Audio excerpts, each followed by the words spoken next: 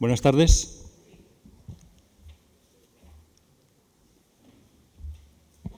Una de las formas en que me imagino el paraíso, y quien me conoce sabe que esto es cierto, es una librería.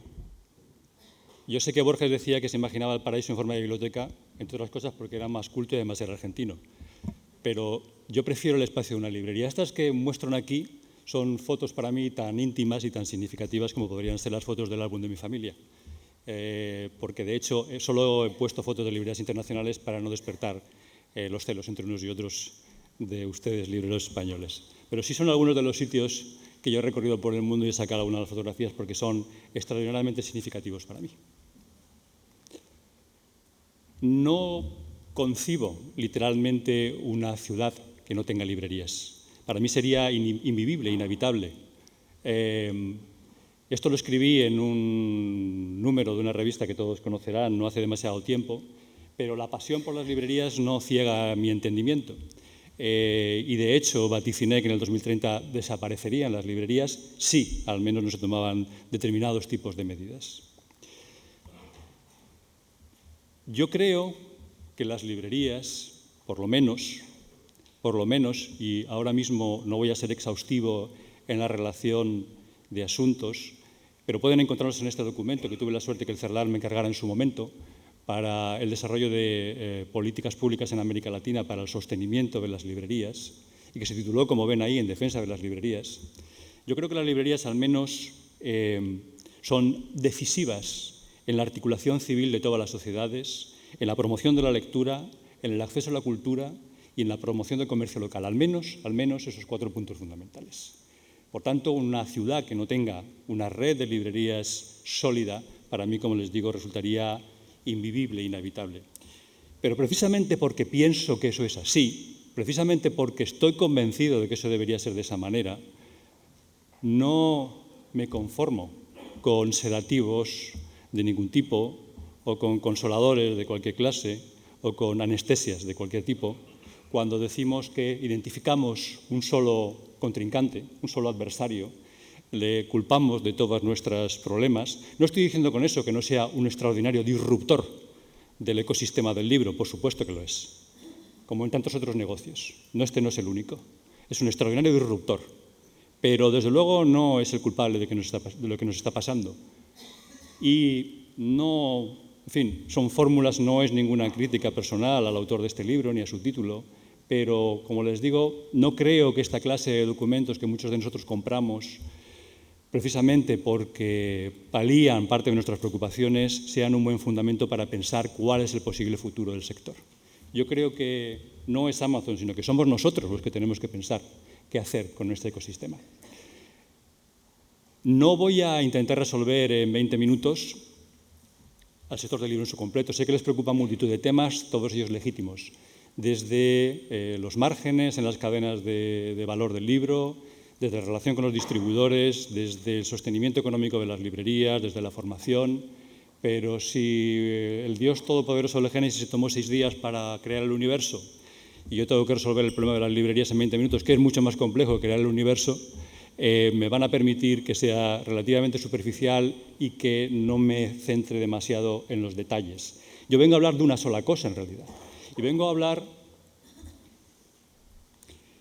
hablar de algo que en el primer Congreso Intersectorial del Libro que organizamos en Madrid y que tuve la suerte de organizar y dirigir, que tenía la voluntad precisamente de fomentar la cooperación entre todos los miembros de la cadena de valor del libro, el primero de los invitados que acudió fue Jürgen Bosch. Jürgen Bosch, CEO de la Feria de Frankfurt, no hace falta decirles que, en fin, algo sabe de lo que habla, y él dejó un mensaje muy claro que está recogido en un texto que todos pueden descargar de la web. Él dijo que fundamentalmente su discurso iba de eso, de cooperar o perecer. Era la única de las fórmulas que podía transmitirnos, el principio fundamental de su intervención. O cooperábamos o perecíamos. Y yo me lo tomé al pie de la letra. Y desde entonces vengo dándole vueltas a eso. Vamos, en el mismo congreso ya se organizó con ese propósito, pero desde entonces, si cabe aún más, sigo pensando que eso es totalmente decisivo para el futuro del sector. Esta portada de New Yorker, la famosa revista norteamericana del año 2008, yo creo que refleja exactamente el tema del debate que vamos a abrir después. en la misma puerta del domicilio de una persona que tiene una librería, sin embargo recibe una caja con libros que viene distribuida, como ven, por una gran plataforma multinacional, y esa es nuestra realidad. Lo que yo vengo a proponerles es que en realidad lo que tenemos que hacer es cambiar por completo los principios del diseño de la economía del libro. Ya sé que esto no es una cosa sencilla, no es una cosa fácil, no es una cosa de un día para el otro, pero estoy plenamente convencido, persuadido, de que es la única posibilidad que tenemos de enfrentarnos a la adversidad. ¿Cómo crear una economía colaborativa, fundamentalmente? ¿Cómo crear una masa crítica de contenidos y servicios que realmente pueda ser una alternativa real, plausible para los usuarios? ¿Cómo podemos trabajar de manera cooperativa, rompiendo los silos en que todavía casi todos nosotros seguimos trabajando? Y yo creo que al menos, y voy a ser, ya les digo, muy superficial, no voy a tocar todas las posibles medidas, voy a centrarme solamente en aquellas que me parecen fundamentales. Podemos hablar de medidas individuales, medidas gremiales y medidas de las administraciones públicas. A propósito, una vez más esta portada del New Yorker, de poco tiempo antes, refleja claramente lo que es. Ven al librero mirando por el escaparate en una librería vacía, y esto, hubo un tuit cuando salió esa cubierta que dijo una librería vacía. Bueno, no hace falta que les diga que muchos de nosotros nos reconoceríamos en esto. ¿Cuáles son esas medidas individuales? Yo sé que ahora mismo está bastante en boga Ryan Raffaelli, que probablemente esté por aquí dentro de poco, y que él habla de 3 Cs, le falta la P para que sea la CCP, nada más, ¿verdad? Bueno, y él habla de comunidad, habla de curación y habla de convocatoria. Bueno, debo decir que en el año 2011, no porque yo sea especialmente inteligente, pero ya se notaba en el ambiente que teníamos que empezar a reflexionar sobre esta clase de cosas, y escribió un artículo que se llamaba así, se llamaba The Book Plus Business Plan, es decir, tenemos que diseñar un plan de negocio que vaya más allá del libro convencional y tradicional. Y allí yo hablaba por lo menos de esos 4 principios, que por otra parte yo creo que al final son también un eco de los que ahora mismo Rafael está comentando. El primero y fundamental es que la librería no puede trabajar de manera aislada en un espacio, tiene que implicarse, integrarse plenamente en su entorno, en su comunidad. Y eso significa, y sé que es un esfuerzo extraordinario, trabajar con colegios, asociaciones de vecinos, bibliotecas públicas, universidades, centros escolares, lo que sea necesario. Es absolutamente decisivo que se implique de esa manera, muy activamente. Y es necesario que haga una curación específica de libros, pero porque es obligatorio generar una comunidad de afines, de personas que compartan intereses para tener un volumen, digamos, de fidelización suficiente como para sostener ese espacio.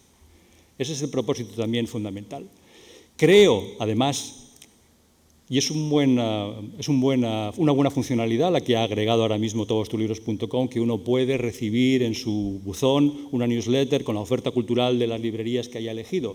Pero yo iría aún más allá. ¿Por qué en la Guía del Ocio de Madrid no hay ninguna páginas que estén dedicadas integralmente a la oferta cultural de las librerías en la capital donde yo vivo? En cualquier otra también me puedo referir. ¿Por qué no ponemos en valor la extraordinaria oferta cultural que nuestras librerías despliegan? ¿Por qué no hacemos llegar eso a todos nuestros usuarios? ¿Por qué?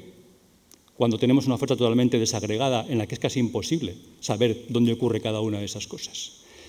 Y en función de los espacios de los que dispongamos, y sé que esto no es sencillo, conozco el problema del precio de los alquileres, de la estrechez de los espacios, conozco todos esos problemas, pero en la medida que quepa, es necesario rediseñar los espacios para dar cabida a una oferta cultural alternativa y para integrar precisamente otras dimensiones de esa oferta.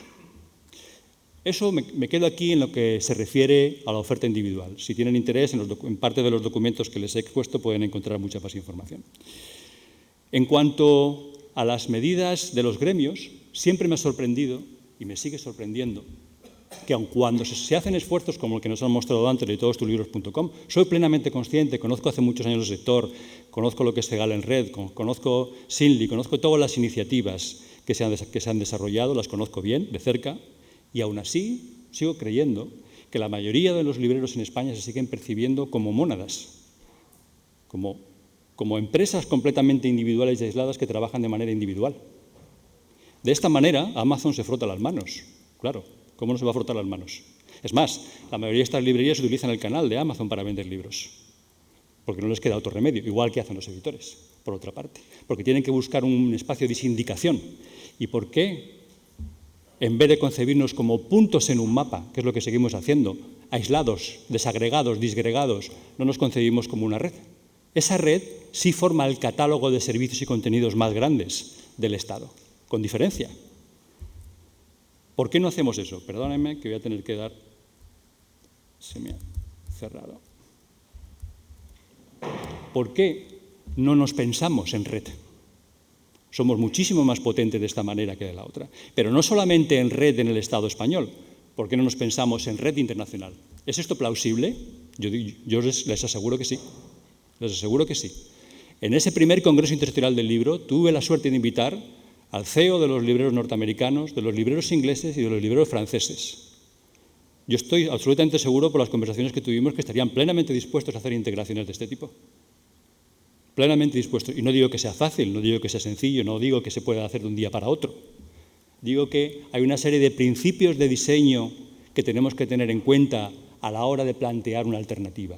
Y que siempre hay que tener en la cabeza que somos una red, que si queremos contraponer alguna clase de oferta plausible y creíble de cara a nuestros consumidores, usuarios o lectores, tiene que ser al menos de las mismas dimensiones y calidad en servicios y contenidos que lo que ofrecen los demás. Y si no, no va a funcionar. Seguro que no va a funcionar. Además de eso, siempre me ha sorprendido que sigamos concibiéndonos en buena medida como esto, como una cadena que llevamos a cuesta, como una penitencia, ¿no?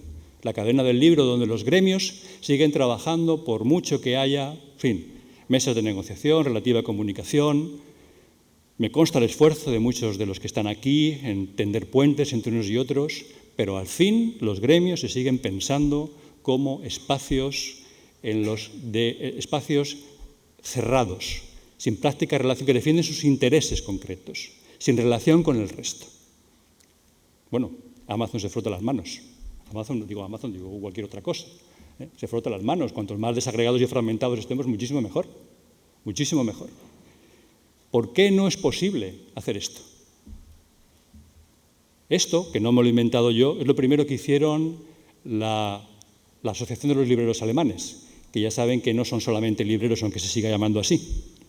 Lo primero que hicieron es romper con las fronteras entre las partes de los distintos gremios y lo que nos dijeron es que habían desarrollado lo que eran las fuerzas de trabajo, las task forces, de manera que ellos identificaban retos y problemas. Esto, a propósito, fue un grupo de trabajo que estuvo 4 años trabajando, le llamaron Reflexión sobre el futuro del libro, en donde, entre otras cosas, decidieron que acabarían con los gremios, tal como los habían concebido hasta ese momento, y que se agruparían en grupos de trabajo en torno a la resolución de problemas concretos, en donde cada una de las partes implicadas y concernidas aportaría su conocimiento sobre ello para resolver el problema. Bueno, yo no veo otra manera en el siglo XXI de trabajar que no sea esta.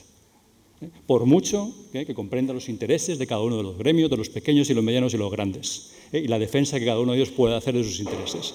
Aun comprendiendo que lo hagan, ninguno de ellos está protegido ante la avalancha que ya ha llegado y que les acabará arrastrando. ¿Y por qué no desarrollamos hubs de servicios compartidos?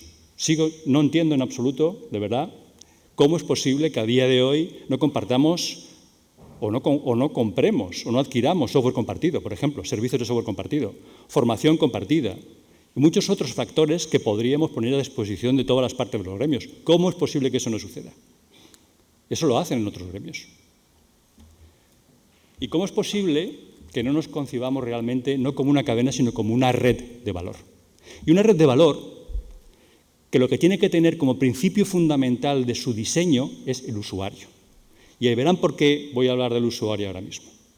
Es el usuario, no el librero, no la conveniencia del librero. Ese principio es erróneo.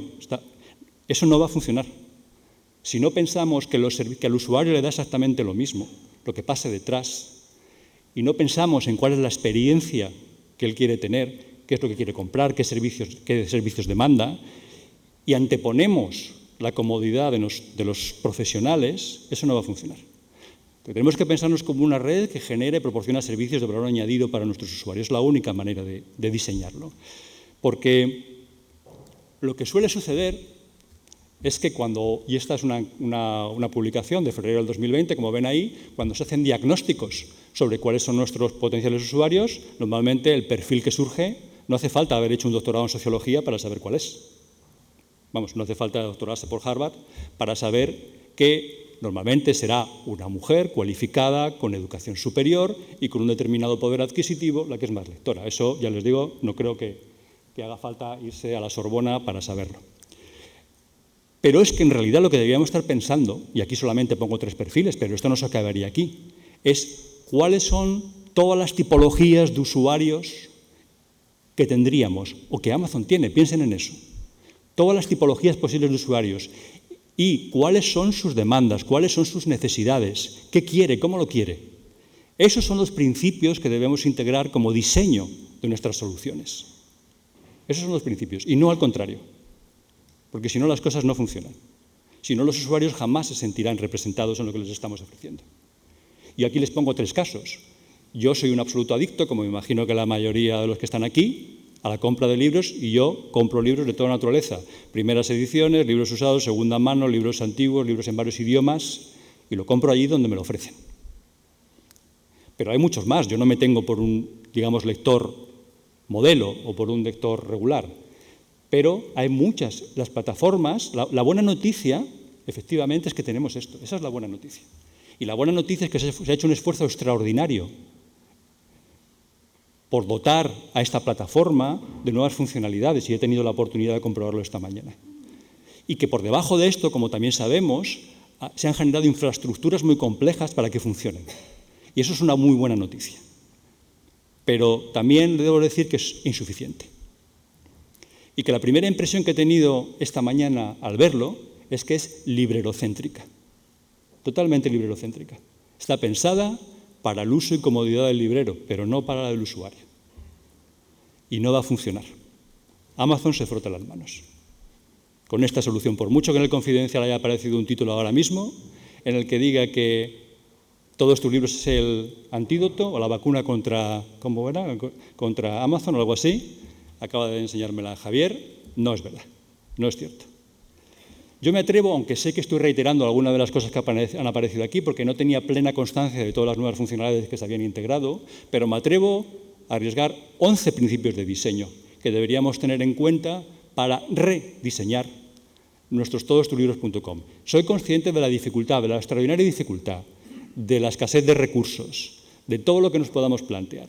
Pero a veces no son tanto los recursos como los principios con los que diseñamos las cosas. Bueno, no me voy a detener demasiado porque ya les digo, tenemos 20 minutos y a las 6 tenemos que cerrar y me gustaría mucho que todos nuestros compañeros puedan intervenir, ¿no? Pero como ven aquí, yo creo que todavía hay muchas cosas que debemos hacer fundamentadas en que tenemos muchos tipos de usuarios distintos. Fíjense en una cosa, solo me voy a centrar en uno de ellos. ¿Saben cuál es la comunidad más grande del mundo de texto escrito que se comparte entre colectivos, que tiene más de 30 millones de usuarios ahora mismo? Es Wattpad. Si no lo conocen, búsquenlo. Wattpad. Wattpad es una plataforma donde adolescentes comparten fanfiction. Y crean textos, los comparten, los comentan, los intercambian, los transforman. Incluso se pueden acabar vendiendo, convirtiéndose en libros. Incluso se han convertido en series en Estados Unidos.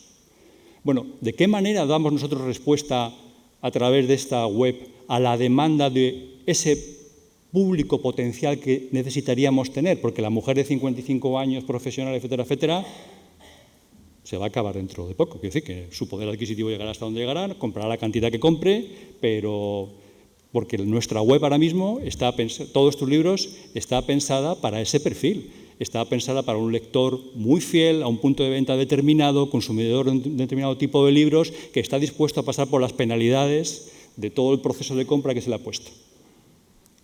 Pero estábamos pensando en ese tipo de lector, ¿por qué no pensamos más ampliamente? ¿Por qué no integramos una demanda distinta? Hasta aquí lo que son las medidas gremiales, y voy a pasar a las medidas de las administraciones públicas, que ya les digo, no voy a detallar todas las que se me ocurren, pero sí me voy a centrar en una muy en particular, que es la de los sellos de calidad. Los sellos de calidad, que como todos sabemos por lo menos para mí el ejemplo fundamental es el del gobierno francés. Cuando el gobierno francés saca adelante el sello de calidad de librerías, lo hace por una razón política cultural muy clara que no debemos olvidar. Y esa razón es que la que se denominó excepcionalidad cultural, lo que pretendían es generar una red de librerías capaz de dar soporte a el patrimonio y acervo editorial y cultural del país. Ese es el principio de diseño del sello. Y a cambio de que una librería demandara ese sello, obtenía, por supuesto, no solamente un sello ornamental en su puerta para adornar la librería, sino una serie de compensaciones financieras muy específicas, muy claras. Bueno, no me voy a detener mucho en ello, porque, bueno, esto lo pueden encontrar en el libro En defensa de la librería de Cerlal, que se descarga gratuitamente de la web, donde sé que muchos de estos indicadores ya están presentes en lo actual y yo sugería alguno adicional, pero sobre todo agregué una serie de compensaciones específicas y claras en función precisamente de que las librerías cumplieran o no esos requisitos. Déjenme hablarle de una de mis heroínas culturales. Una de mis heroínas fue Aurélie Filippetti, que fue exministra de Cultura del gobierno francés. Si van a las hemerotecas y consultan Le Monde o consultan cualquiera de los periódicos franceses, cuando ella gobernó como ministra de Cultura, fue muy determinante en contra de las políticas de Amazon, pero no se conformó con cruzarse de brazos y decir qué malos son. No. Desarrolló el sello de calidad del libro, de las librerías, e invirtió 18 millones de euros directos en eso, en ese momento. 18 millones de euros. Bueno, y aquí todos sabemos que ese sello de calidad de librerías no solamente es un sello ornamental, sino que además se ha desplazado a una agencia del gobierno que nada tiene que ver con el Ministerio de Cultura y que, por tanto, nada tiene que ver con el diseño de una política cultural coherente. Para mí, una vez más, algo totalmente incomprensible, totalmente incomprensible. Bueno, si me han seguido hasta aquí, es más que posible que al menos la mitad de los que están aquí, piense, bueno, esto es una flipada de este tío, ¿no? Esto es imposible de hacer, esto no tiene absolutamente ningún sentido. Y digan, bueno, esto simplemente no es posible, no cabe pensarlo de esta manera. Pero tengo que defraudarles porque les voy a hablar de otra de mis heroínas culturales, que es Elinor Ostrom. Elinor Ostrom, Premio Nobel de Economía, que lo ganó precisamente porque reflexionó sobre lo que ella llamaba las economías del bien común, o las economías colaborativas, que por otra parte son las mayorías más allá del sistema capitalista. Es más compleja su teoría, avalada empíricamente, en estudios de campo durante muchos años, pero ella lo resumía al final en 3 puntos, 3 simples puntos. Ella decía, para que una economía del bien común funcione, para que se rediseñen en economías, incluso dentro del ámbito del capitalismo, hay que tener en cuenta 3 puntos fundamentales. ¿Qué son estos? Hay que consensuar reglas entre todas las partes del sector, hay que tener principios claros de vigilancia y control, porque es posible, claro, cómo no, que alguno se quiera salir o aprovecharse de la situación, y hay que establecer reglas claras de control y principios claros de reparto y prorrateo. Porque, perdonen, pero el sistema tan complejo que he visto hoy de precios, etcétera, y gestión, seguramente no va a funcionar. Solamente les invito a que se descarguen una aplicación que se llama milotero.com, en donde los loteros de todas las administraciones de España han desarrollado un algoritmo de reparto que funciona automáticamente. Bueno, ya está. Es tan sencillo como es. Bueno, tan sencillo o tan complejo, pero que hay soluciones alternativas para que eso suceda. Seguramente casi ninguno de los que estamos en esta sala haya oído hablar de Eric Shinseki. Eric Shinseki fue jefe del Estado Mayor del Ejército de Estados Unidos, general de 4 estrellas, veterano de la Guerra del Vietnam, condecorado en multitud de ocasiones. Yo tuve una vez una ocasión un poco rara y particular, estando en Estados Unidos, de estar dentro de una conferencia suya dentro de un ámbito universitario. No sé exactamente. Bueno, le invitaron porque era un congreso sobre gestión del cambio universitario, ¿no? Invitaron a un general del Estado Mayor y él dijo esto. Dijo, es posible que no les guste el cambio, pero la alternativa que nos queda es la insignificancia. Y, bueno, yo creo que estamos en esta situación. Es decir, o asumimos realmente que tenemos que cambiar de una manera determinada, afrontándolo con un mindset completamente distinto al que ahora hemos tenido, o estamos abocados a lo que estamos abocados, y no lo digo yo, lo dicen los periódicos, porque cada 2 por 3 anuncian la desaparición de nuevos puntos, ¿no?, de venta de nuevas librerías.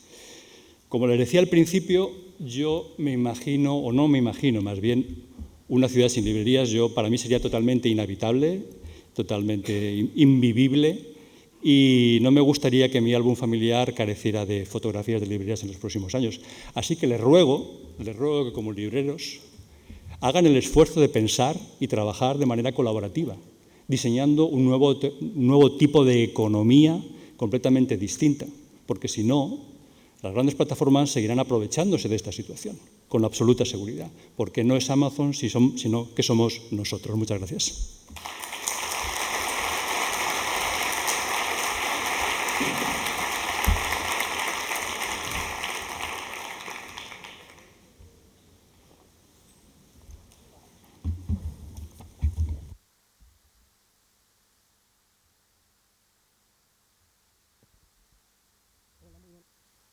Muy buenas tardes a todos.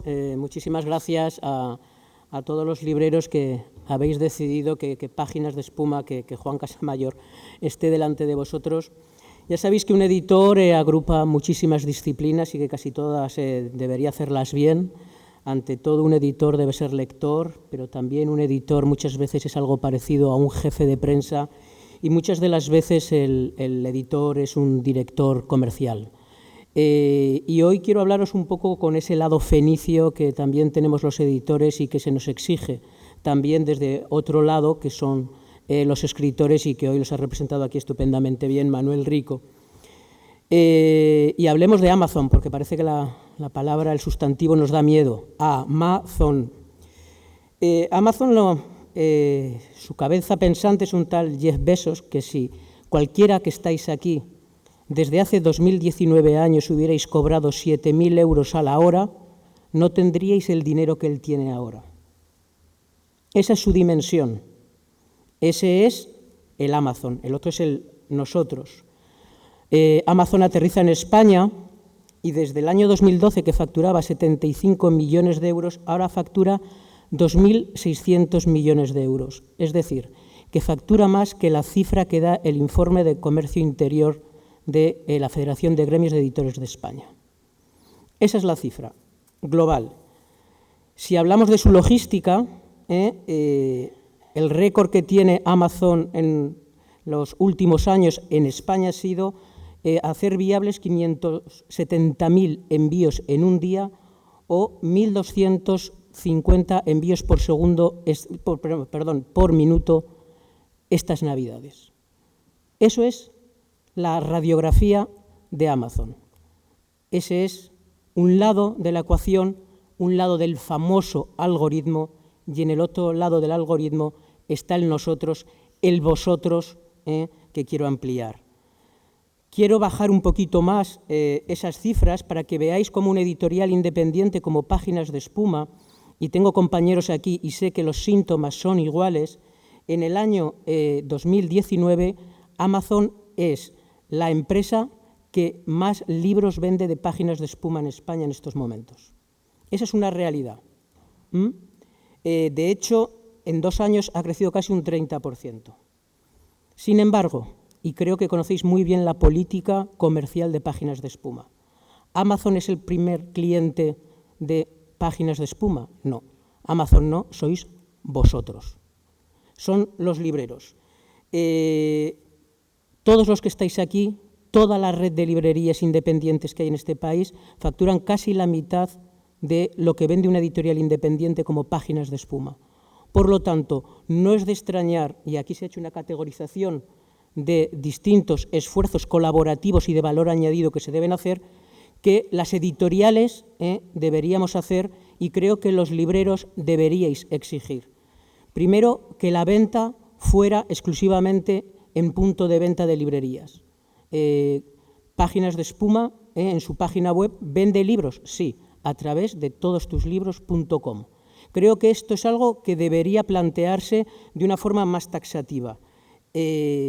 Asimismo, creo que hay que hacer un trabajo individual por Páginas de Espuma, y es lo que llevamos haciendo, que es una política de enriquecimiento con las librerías constante. es un valor añadido que se viene haciendo, y muchos libreros y libreras sabéis lo mucho que se vuelca Páginas de Espuma para hacer este esfuerzo colaborativo que suponga crear público, crear lectores, crear un espacio lector. Pero creo que igualmente, que individualmente todos podemos esforzarnos, desde un punto de vista colaborativo, gremial, creo que fallamos. Creo que no somos capaces, entre libreros y editores, de crear un marco de actuación que cree algo que Jesús ha dicho esta mañana y que no solo es aplicable a todostuslibros.com con la nueva plataforma de venta que se va a hacer, sino a su nivel, el nivel de servicio, el gran nivel de servicio que se quiere dar. Creo que eso es una asignatura pendiente por parte de editores, de distribuidores y de libreros. Creo que debemos seguir trabajando en eso, incluso para conseguir dar ese valor añadido a lo que es fundamental y que antes lo hablaba con Paco, que está en el fondo de todo esto, intentar crear una alternativa a los hábitos de ocio y de consumo. Es decir, creo que si pensamos en crear espacios de venta y espacios de comunicación cultural y espacios de comercialización online con las mismas cartas de Amazon, no vamos a poder triunfar, no vamos a poder al menos mantener nuestros negocios. No quiero alargarme mucho más porque creo que esto es una mesa de debate.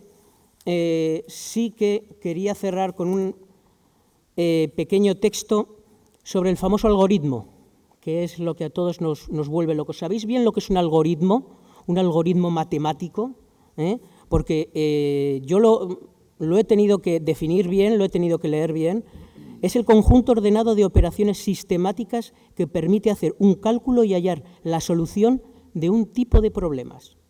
Y es más, también hay un algoritmo informático por el cual se dice que es una secuencia de instrucciones finitas que llevan a cabo una serie de procesos para dar respuesta a determinados problemas.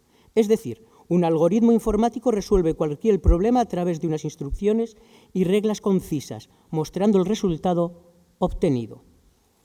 Para hacer ese algoritmo hay que tener en cuenta sus características secuenciales, se procesan uno después del otro, precisos, deben ser objetivos al resolver el problema, ordenados, deben ser leídos y ejecutados de forma precisa, finitos, deben tener un número determinado de pasos, concretos, deben mostrar un resultado al problema resuelto y definidos. Ante los mismos inputs deben ser siempre y obtenerse los mismos outputs. Y yo creo que nosotros no estamos en el código ni en el diálogo del algoritmo. Creo que si algo os caracteriza y nos caracteriza a los editores es la recomendación, porque los libreros recomiendan. Y me he atrevido a hacer el algoritmo de la recomendación, porque para hacer una recomendación hay que tener en cuenta sus características. Deben ser arbitrarias, se procesan según el gusto de la librería, críticas, porque más que resolver, proponen pensar, necesarias, ya que deben ser sentidas únicas para el lector, infinitas, porque nos gusta hablar de libros, variadas, tantas como lectores hay, y amigas, porque un libro siempre llama a otro libro, porque detrás siempre hay una librería. Muchas gracias.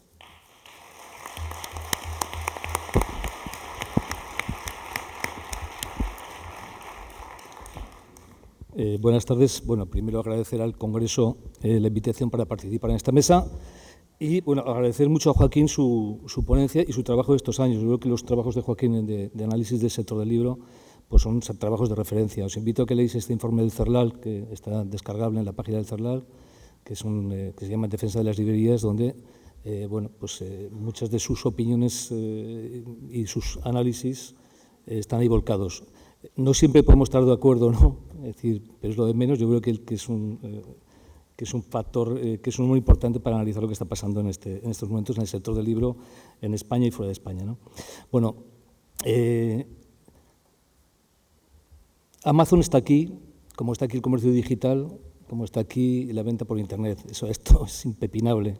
Es decir, a veces veo que cuando hablo con algunos colegas libreros, una especie como de manía persecutoria de pensar que todos los problemas residen en Amazon. Están aquí y van a seguir estando. Es decir, estamos en una sociedad de libre mercado y esto es impepinable. Otra cuestión es que debamos exigir a las autoridades públicas que cumplan las leyes, que paguen los impuestos donde tienen que pagarlos, etcétera, etcétera, ¿no?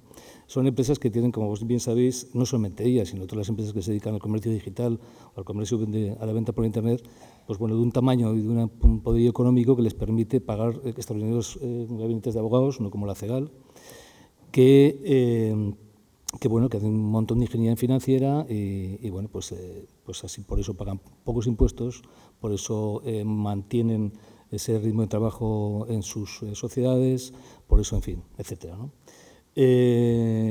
No voy a entrar en el análisis de lo que supone Amazon o este tipo de vida a la que estas empresas, al famoso CAFA, ¿no?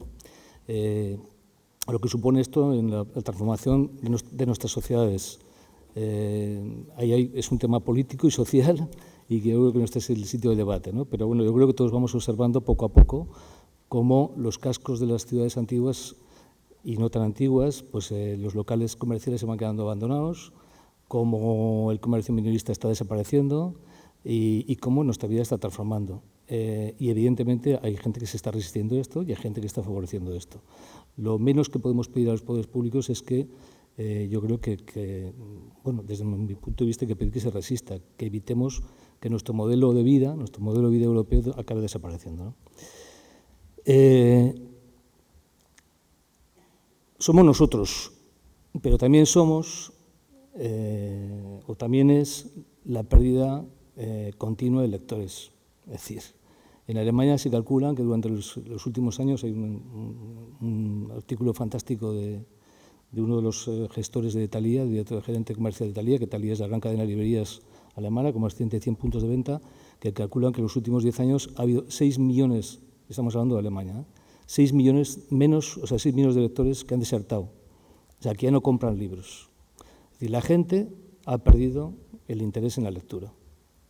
Y esto es impepinable, porque muchos de los que estéis aquí también lo habéis perdido. Todos lo hemos perdido.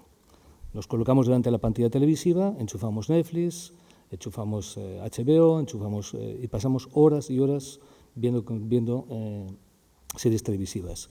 Pasamos horas y horas en Internet, pasamos horas y horas en las redes sociales. El libro se ha desplazado. El libro, que en los años 70, en los años 80, era el centro de la vida cultural, ya no lo es.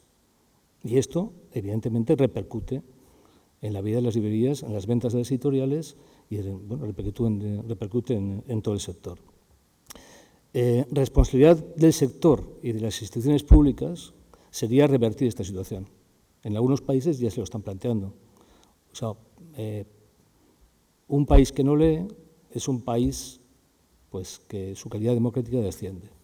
Es un país más tonto. Había una cosa muy interesante que esta mañana ha comentado el presidente de la Fundación Germán Sánchez Ruiz Pérez, que cuando hizo las encuestas de por qué, de cuáles eran los valores que se atrevían a la lectura, son los emigrantes los que dicen que son los únicos que piensan que leyendo se progresa socialmente. En este país, en los años 80, se pensaba que realmente leer mejoraba tu vida, y ahora no. Ahora mejora tu vida ser cantante, ser futbolista, peinarte con estas rayitas estúpidas en los costados, o, en fin, este tipo de cosas, ¿no? Esto algo habrá que hacer, y no sé si seremos, los libreros tendremos que hacer alguna cosa, pero yo imagino que tendría que ser un acuerdo, ese gran acuerdo marco del apoyo de la lectura, el que empezara a solucionar estas cosas, ¿no? En Alemania empieza a haber movimientos, en otros países empieza a haber movimientos, y creo que es importante. Y somos nosotros. Yo creo que los libreros tenemos que empezar a darnos cuenta de que nuestros modelos de librerías, pues en general no funcionan. O sea, que las librerías no son acordes a los tiempos que estamos viviendo. Que siguen siendo estructuras muy obsoletas, que son estructuras feas, muchas de ellas, que no se puede sustentar una librería en el año 2019 en el libro de texto, que el libro de texto va a desaparecer como negocio de aquí a poco. Es decir, no te puedes sustentar tu pervivencia en el libro de texto, que no puedes sustentar tu pervivencia en la venta de bestsellers, que es absurdo que una librería independiente, cuando entras, veas los mismos libros que ves en la Casa del Libro, en el FNAC y en las grandes cadenas, o que ves en la en la portada del libro recomendados de algunos puntos de venta por Internet. Es decir, que tenemos que, de alguna manera, cambiar nuestro modelo. ¿Cómo lo vamos a cambiar? Pues yo no sé si las librerías... yo soy propietario de una librería independiente desde hace 37 años, de tamaño pequeño mediano. Creo que, bueno, que podré vivir unos años más de la librería, pero creo que posiblemente los modelos de librería tendrán que ser más grandes, tendrán que ser más colaborativos, tendrán que tener más actividad cultural que la que tengo yo, que tengo muchísima, que tendrán que tener un montón de clubes de lectura, que tendrán que ser sitios de reunión, que tienen que crear comunidad. Es decir, tienen que ser espacios donde la gente vaya, bueno, que se sienta de tu librería, que se sienta miembro de una comunidad, de un grupo de gente que realmente aprecia y valora, ¿no?, tu trabajo. Tenemos que ser tecnológicamente mucho más avanzados, tenemos que leer. Una de las cosas que nos está pasando en los libreros es que ya no se leen las librerías y mucha gente se queja.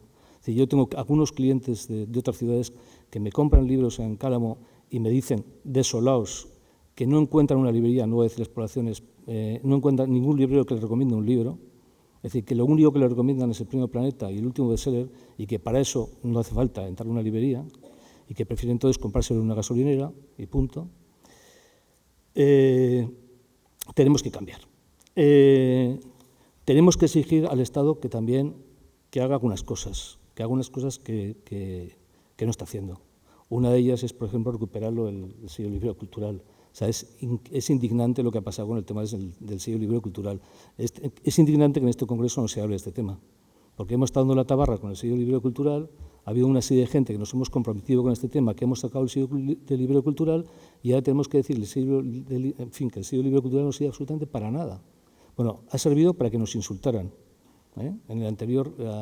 el anterior director general del libro vino a decir que los que dimos el sello cultural éramos una panda de mafiosos, más o menos, en un comentario, ¿no?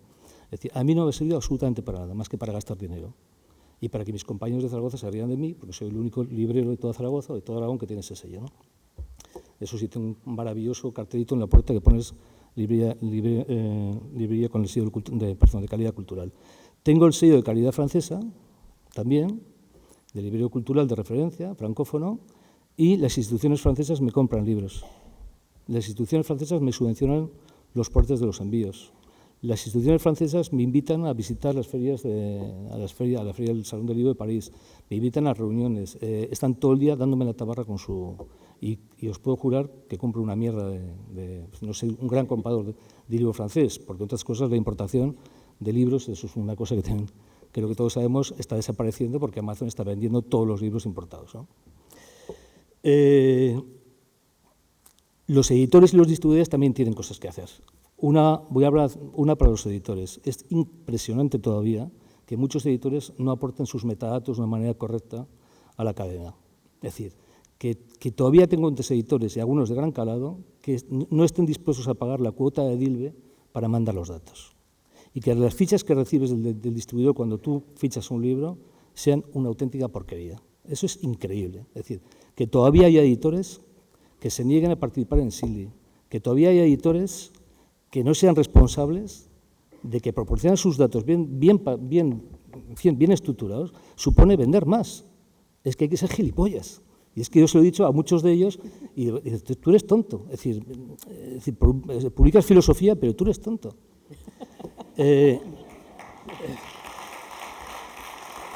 Igual me estoy alargando, ¿no? Pero me perdonaréis. Hay que pedir a los distribuidores de que mejoren su logística. Es decir, esto mejora mucho también, ¿eh? Es decir, es verdad que ya nosotros vivimos en Zaragoza, es una población de 600.000 habitantes, relativamente cerca de los dos ejes, ¿no?, que editan libros, no solamente editan ellos, pero bueno, estamos ahí, y es verdad que ahora recibimos libros en 24 horas. Pero hay veces, y algunas veces nos pasa con los grandes grupos, que tardan 4 días, 5 días, 6 días, y dices, ¿pero me los traerán en burro? Es decir, realmente es tan difícil en este mundo de la logística que los libros lleguen a tiempo.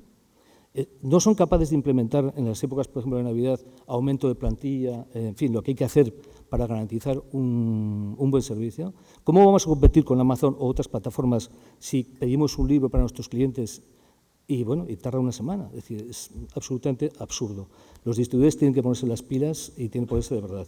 Y distribuidores y editores tienen que entender que si desaparece la cadena de librerías, desaparecen ellos, o que al final van a quedar en manos de 4, 2, 3 puntos de venta. En Francia, que es la que siempre hablamos de Francia, en Francia los editores más importantes apoyan la transmisión de las librerías. Es decir, cuando una librería, un libro se va a jubilar, hay un sistema donde se apoya que haya otra persona que coja y compre ese traspaso, le apoyan financieramente, lo forman, gastan dinero para asegurar que los puntos de venta vivan. Apoyan a las librerías. Una librería pequeña puede tener, por ejemplo, un 35 o un 37% de descuento por la calidad de su trabajo con una determinada editorial o un determinado autor. Aquí tú vas a Planeta, le pides un aumento de descuento, por decir, y es así, y normalmente la referencia es: si tú vendes mucho, yo te aumento el descuento. Si no vendes mucho, yo te bajo el descuento. Es decir, esta es la dinámica del sector. Aquí no se entra nunca en... Nadie diferencia, o nadie tiene en cuenta un trabajo diferenciado, ¿no? Y por último, hay que hablar de los clientes, de los lectores. Tiene que haber un movimiento de apoyo al movimiento local, al devolver al consumo local. Es decir, tenemos que hacer campaña de consumo local, de consumo de proximidad. Y tienes una campaña constante por parte de las librerías y por parte de las instituciones públicas, ¿no? Y yo creo que me dejo muchas cosas, pero bueno, sí, una cosa muy importante también. Nos hinchamos de decir que este sector no es solamente un sector comercial, sino que es un sector cultural. Defendemos la ley del precio fijo, que se incumple sistemáticamente por parte de algunas plataformas de venta. Por ejemplo, Amazon, los libros en Francia se considera que no se pueden mandar gratuitamente porque se considera que eso es un descuento encubierto. Es decir, habría que plantear que en España por qué los libros no se podrían mandar con los portes gratuitos, porque sería un descuento encubierto. Hay compañeros nuestros que siguen haciendo descuento, hay gente que sigue vendiendo a los colegios y a las bibliotecas públicas con un descuento superior al 30% de editores. Hay muchas cosas. Y hace unos años o hace un tiempo aparece una ley de contratos del Estado que machaca completamente a todos los pequeños y medianos libreros y que ha favorecido exclusivamente a las grandes empresas libreras de este país. Y la CEGAL no dice nada. Nos quedamos tranquilamente viendo cómo todos los contratos y todos los concursos públicos se los llevan siempre las mismas librerías y que se los llevan porque tienen un minusválido trabajando en plantilla. Y esto nos lo hemos tragado. Y bueno, diría muchas cosas más y perdonadme que me haya alargado tanto. Gracias.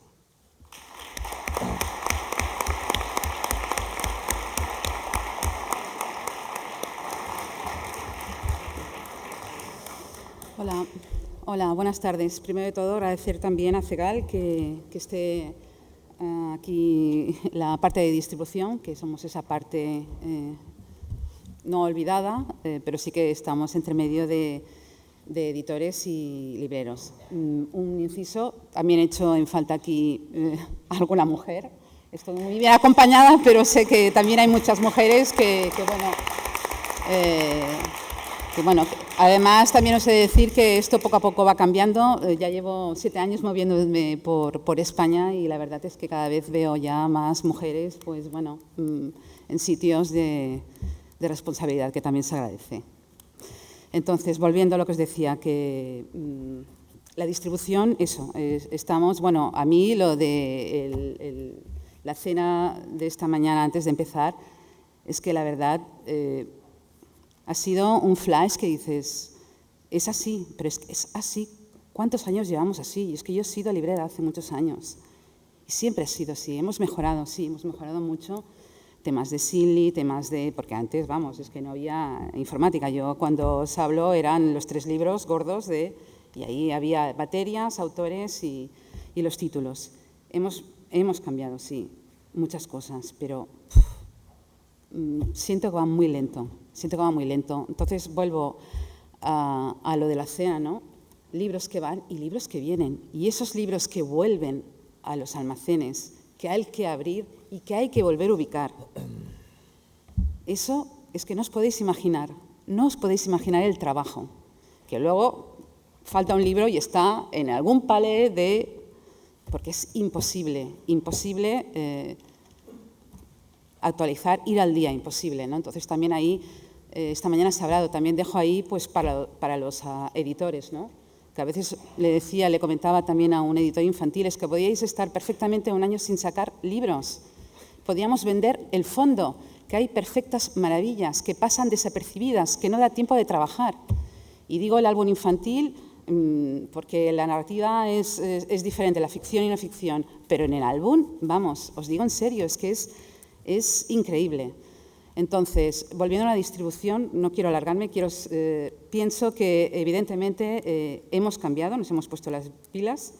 De todas maneras, también os he de decir que esta mañana me ha sorprendido el dato que nos habéis dado, 80 distribuidores todavía. Sí que pienso que es un sector súper atomizado, que esto para una librería, vamos, para encontrar un libro, ¿sabes? No, es que no está en nuestro almacén, está en... esto ha de cambiar, ha de cambiar. Hemos de centralizar, globalizar, entre distribuidores hablar. Pienso que somos un sector un poco siempre mirándonos nuestro ombligo, ¿no? Hay que compartir, somos colegas, hay que compartir. Ya sabemos lo que es los márgenes, lo que es la cadena, ¿no? O sea, hay que compartir y buscar soluciones. ¿Para qué? Para que, como decía Joaquín, es que al final el punto de partida es ese lector o esa lectora que quiere un libro y hay que facilitarle al máximo. Entonces, hemos mejorado. Nosotros personalmente se ha hecho una inversión fuerte. Estamos entregando ahora mismo, pues, estamos entregando 24 horas, o sea, esta mañana. También quiero felicitar a toda la plataforma de todostuslibros.com. Para mí siempre ha sido una plataforma muy potente. Yo creo que el trabajo de un librero, sí, se sustenta en pasión, pero la prescripción, el trabajo que hacéis, esa comunidad que creáis. A mí cuando se cierra una librería, que por desgracia he visto librerías y muy buenas, con muy buenos proscriptores, que han cerrado, me duele, porque pienso que ese barrio, esa comunidad se queda huérfana. Entonces, por eso os digo que habéis todostuslibros.com, con los libreros recomiendan, con el Club Quirico, que me alegra mucho que vuelva de nuevo, que esta mañana hablaba con compañeras y que decíais que lo queríais revitalizar. Me parece perfecto. Ahí hay un trabajo brutal y creo que esa comunidad, entre todos somos uno. Hay que crear esos nexos, como decía Joaquín. Volviendo a la distribución, que es lo que me toca a mí, insisto, yo creo que también entre nosotros tendríamos que sentarnos y poner todavía aspectos a mejorar y pensar que el sector tan atomizado no puede. Antes el campo tenía muchas puertas, ahora ya no. Entonces hay que mirarla, optimizar y servir rápido. Y luego no olvidemos también, una parte muy importante en una distribuidora, siempre lo digo, es la parte comercial. Los libros no se venden solos. Hay muchas novedades, muchísimas. Cada semana en casa pueden salir de 70 a 80 y tampoco me considero de los que sacan tantas novedades. Pero os puedo decir que el trabajo de la red comercial, para mí que ahora estamos creando una red, para mí es muy necesario y además muy productivo, porque va creando esos vínculos de unión con cada uno de vosotros. Porque en Valladolid hay unas librerías, en Salamanca otras, y dentro de Valladolid, pues, ¿sabes? Cada perfil es diferente. Y esa persona que visita cada día, cada semana o cada 15 días va creando esos vínculos. Y hay verdaderas joyas, verdaderas joyitas que lee tal y luego te dices, ostras, que un libro de una editorial pequeñita que llevas independiente, que no tiene esa estructura que puede tener los grandes, al final el boca a boca de unos libreros del País Vasco, luego llega a Valencia, luego llega a Coruña. Entonces, eso es genial. Entonces, pienso también de los de la distribución que hemos de cambiar, que hay que pensar en formas logísticas globales. Y no sé, sé que es fácil decirlo, yo tampoco no estoy muy puesta en el tema, pero estoy convencida que desde Adile, pues bueno, hay reuniones y bueno, de sentarse, hablar y bueno, también insisto con el tema de los editores, ¿no? Que todavía hay editores que no trabajan en Dilme. A mí también me parece, vamos, brutal, que para nosotros también como distribuidores no tenemos los datos o no podemos informar con antelación, siempre vamos muy pilladísimos, ¿no? Porque una cosa son los grandes que pueden avanzar, pero nosotros que trabajamos con editores independientes, a veces algunos pues van más limitados en poderte dar la información. Pero bueno, resumiendo, pienso que el sector de la distribución ha de cambiar, no puede haber este campo tan minado por todos, porque al final nos vamos pisando unos a otros y eso no ayuda a nada, sino todo lo contrario, entorpece al librero, porque un distribuidor es una factura más, un albarán más, luego el back office de una librería es brutal, con lo cual eso ha de desaparecer. Se ha de encontrar la fórmula para, bueno, que seguro que habrá, puede haber una red comercial, pero luego una central logística donde se unen esfuerzos y un paquete pueda llegar ahí de diferentes editoriales. Y ya no os quiero aburrir más y cedo la palabra a mi compañero.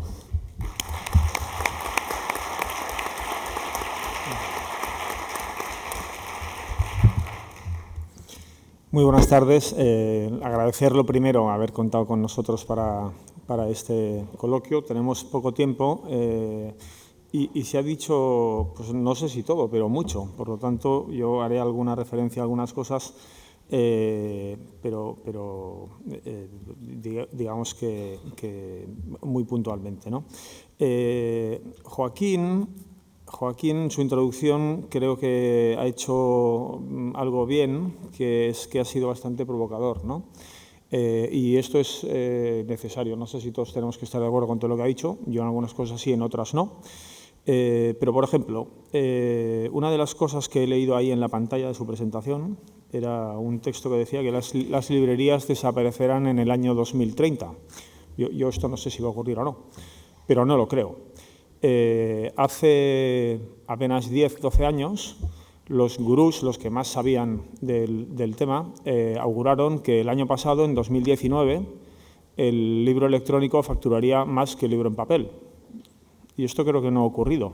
O sea, no sé si está 90-95% respecto a 5-10, no lo sé. Por lo tanto, bueno, no lo sé. Es muy bueno que estemos hablando de esto. Yo lo relaciono mucho con las intervenciones de esta mañana. Creo que van todas dirigidas en el mismo camino. Tenemos todos muchos deberes, pero se están dando pasos claros. Lo de todos tus libros a mí me ha gustado. Me parece una gran iniciativa, me parece una muy buena noticia. No sé qué funcionará, ni cuándo, ni cómo, pero hay que empezar a andar. O sea, esta era una iniciativa que me parecía absolutamente necesaria. Lo que no funcione se corregirá y lo haremos funcionar entre todos. Los que estén fuera de este tipo de iniciativas me parece que tendrán más problemas para subsistir. No sé cuántas librerías habrá en el futuro, pero seguramente las que estén metidas en este tipo de iniciativas. También, aunque tenemos que estar todos alertas, yo creo que hay bastantes motivos para el optimismo. Es decir, en España tenemos una red de librerías bastante impresionante. Yo cuando hablo con colegas míos de otros países y les comento lo que se vende en librerías, cuántas librerías hay, me miran con admiración, con envidia. Hablábamos de que hay que potenciar la lectura, hábitos lectores, etcétera, completamente de acuerdo, absolutamente necesario, la implicación de todos, también de las administraciones públicas, pero resulta que con índices de lectura inferiores a los que hay, por ejemplo, en Alemania o en Francia, tenemos más librerías por habitante en España que en estos países. Pues bueno, pues seguramente algo se tendrá que ordenar en el ecosistema librero, ¿no? Seguramente es así. Y cuando hablo del ecosistema librero, hay que pensar en todos los que vendemos libros, todos los que venden libros, que no solo son las librerías independientes, también están las cadenas de librerías, los hipermercados, alguna gasolinera, se mencionaba por aquí, y también Amazon, por supuesto. Cada cosa se pone en su sitio y esto hace que tensione seguramente a veces a nivel positivo incluso, las cosas para que todos lo hagamos mejor. Es indudable que Amazon nos va a hacer más eficientes a todos, porque ellos lo son mucho. Es decir, yo a la hora de competir con Amazon, pues no sé si lo más inteligente es competir con sus armas, porque el surtido de Amazon me parece inabarcable para un librero, pero es que además Amazon no vende libros, vende todo, todo y más, vende mucho más. Es que ahí no les vais a batir nunca. Yo me olvidaría de esto. En eficiencia logística, pues no lo sé, pero que tengamos suerte también. Son francamente buenos en esto. Juan hacía una mención a los algoritmos que me ha parecido muy interesante, sobre todo cuando lo ha convertido en el factor humano, que a mí creo que es fundamental, creo que es de lo que más debemos hablar, porque es seguramente aquello que os puede diferenciar claramente de su oferta. Es decir, en un ecosistema cada uno tiene su rol, y esto va a seguir siendo así, pero los algoritmos es que no son humanos. Jesús esta mañana lo decía, dice, en la web no podemos sonreír. Es fundamental, esto es fundamental. Y esto es una gran diferencia. Ayer también, una de las premiadas decía, ¿qué esperas de una librería? Y fue muy directa, una simpleza que me encantó. Dice, que haya libros y que te den los buenos días con una sonrisa. Esto es fantástico. Entonces, las librerías tienen mucho que ofrecer. No voy a repetir lo que ya se ha dicho, ¿no? A nivel de experiencias, clubes de lectura, eventos, etcétera, etcétera. Cosas que no se pueden hacer en otros ámbitos.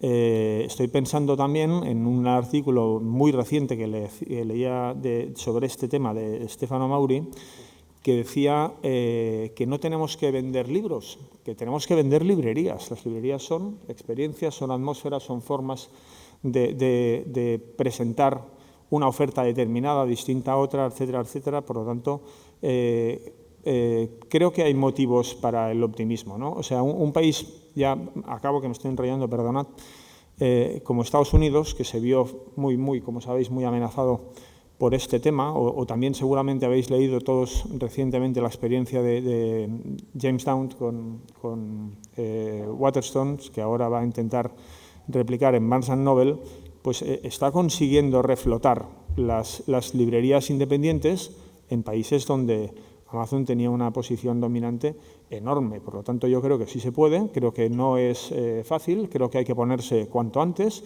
y creo que todo lo que estamos escuchando aquí estos días van en esta dirección y tenemos que seguir trabajando en esta dirección. O sea que ánimo y que nos vaya muy bien.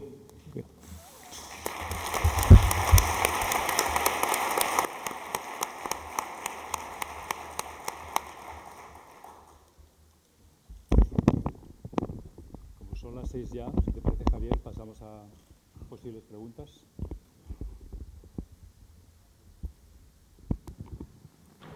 Por ahora no ha llegado ninguna pregunta en papel. Continuamos. Hasta aburrir al personal. Pues estamos sin preguntas. No hay preguntas. Sí.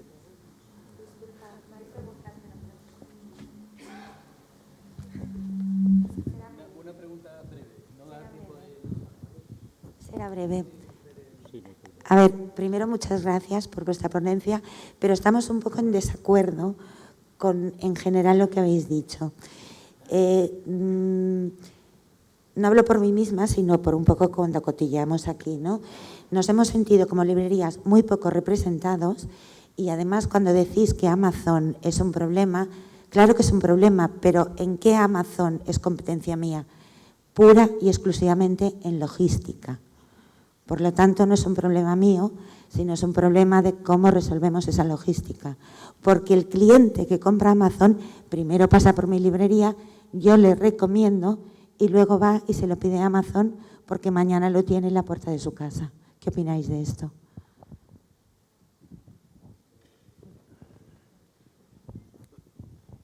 Discrepo completamente. Yo te lo digo como editor y a ver qué opináis, porque yo creo que deben ser sobre todo los libreros que tenéis el contacto con los lectores, pero creo que si empezamos a jugar con las mismas herramientas que utiliza Amazon, o sea, yo por eso he dado los datos, o sea, si queremos entrar en una logística como la de Amazon, que puede desenvolverse en 1.200 pedidos por minuto, entonces tenemos perdido todo lo que queramos. Entonces, yo creo que precisamente donde debemos incidir desde una venta online, como se está trabajando ahora, o como puede ser una medida corporativa entre libreros, distribuidores y editores, supone enriquecer nuestro discurso y darle ese valor añadido que decía Joaquín. Y creo que de lo que se trataría sería de plantear que esa inmediatez, ese fenómeno que se ha introducido en nuestra sociedad no es necesario, y que podemos dar algo más. Olga siempre me ha dicho que los libros hay que entregarlos con un lazo, que es una imagen poderosa, pero que en el fondo es lo que debemos tratar, es de cuidar. Madre mía, de cuidar cómo podemos entregar los libros. A mí me gustaría hacer una propuesta CEGAL que creo que sería muy interesante, que es hacer un gran trabajo de estadística, un gran trabajo de entrevistas a los usuarios de Amazon que corriendo van a comprar un libro porque lo necesitan mañana. ¿Cuándo lo empiezan a leer? Cuando llega el paquete ya empiezan, ¡ay! O tardan 5 o 6 días, porque eso sería una herramienta a lo mejor para decir, ¿dónde está la inmediatez? La inmediatez es la de Netflix, la de que cuando se acaba un capítulo no hemos levantado, Paco y yo, a tomar un café, que ya nos están poniendo ellos, no nosotros. La decisión es de ellos. ¿Qué discurso queremos? ¿Cuánto tarda en leerse un libro? ¿Cuánto tarda en recomendarse un libro? Creo que tenemos que hablar quizá otro diálogo que el que ha impuesto Amazon. Y creo que las oportunidades están, Creo que somos capaces de hacerlo bien, no, muy bien.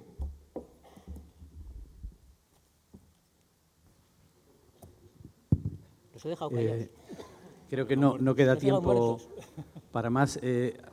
Me gustaría hacer un comentario. Es que tenemos 2 de los ponentes que tienen que coger inmediatamente un taxi van a salir. Solo una puntualización, además de agradeceros la participación. Espero que con la actual relación que hay con el Ministerio de Cultura hay 2 líneas de trabajo que podamos avanzar. Una es sobre el sello de calidad, que efectivamente quedó parado. Joaquín, recoge muy bien en el análisis que has hecho y en el estudio que presentaste para el CERLAC todas las reivindicaciones de para qué tiene que servir y qué beneficios tiene que tener para una librería. Ese era el propósito de CEGAL desde el principio, como bien planteó Antonio Rivero en la ponencia de Canarias, de la utilidad del sello de calidad. Yo espero que podamos avanzar. Hemos tenido aquí a la directora general del Ministerio, tenemos a la subdirectora todavía con nosotros y me consta que hay la intención de que nos sentemos a hablar y avanzar sobre el asunto. Y sobre el tema de contratos hay una mesa en la que espero también que Paco nos ayude a aportar las preguntas y las reivindicaciones que tenemos que hacer de CEGAL. Efectivamente, ese es un tema que no hemos conseguido convencer a la Administración para que lo tome de una manera absolutamente seria, pero creo que en los últimos tiempos se abre una vía y esa es la intención ahora en el Congreso, que podamos estudiarlo y ver cuáles son las alternativas. Pero ahí vamos a tener que empujar fuerte. Creo que no va a ser nada sencillo. Por lo demás, muchísimas gracias por participar.